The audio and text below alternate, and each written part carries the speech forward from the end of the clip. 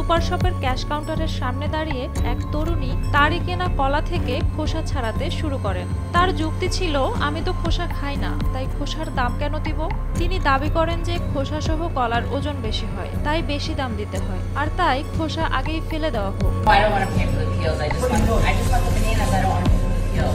Cash কাউন্টারে থাকা ব্যক্তিসহ আশেপাশের সবাই বেশ হতবাক হয়ে যান বিষয়টি দেখে। ক্যাশ কাউন্টারের ব্যক্তি লক্ষ্য করেন ওই তরুণী শুধু কলাই নয়, সাথে এক বক্স ডিমও কিনেছিলেন। তখন সেই ব্যক্তি পাল্টা যুক্তি দেখান।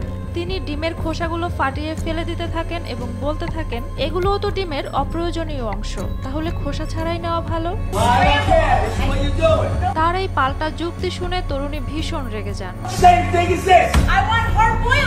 তিনি কলার খোসা সেই ব্যক্তির দিকে ছুঁড়ে মারেন। পাল্টা জবাবে ব্যক্তিও তরুণীর দিকে ডিম ছুঁড়ে মারেন।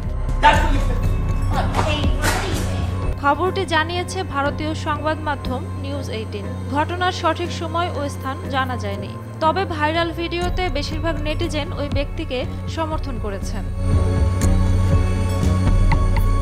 এক নেটাগরিক লিখেছেন, তরুণীকে একেবারে সঠিক জবাব দিয়েছেন। এমন আচরণ কেউ করেন নাকি? এই ঘটনার মাধ্যমে ভাবা যেতে পারে যে ক্রেতা বিক্রেতার ব্যবহারে সামাজিক নিয়ম ও মূল্যবোধ বিবেচনায় রাখা কতটা জরুরি।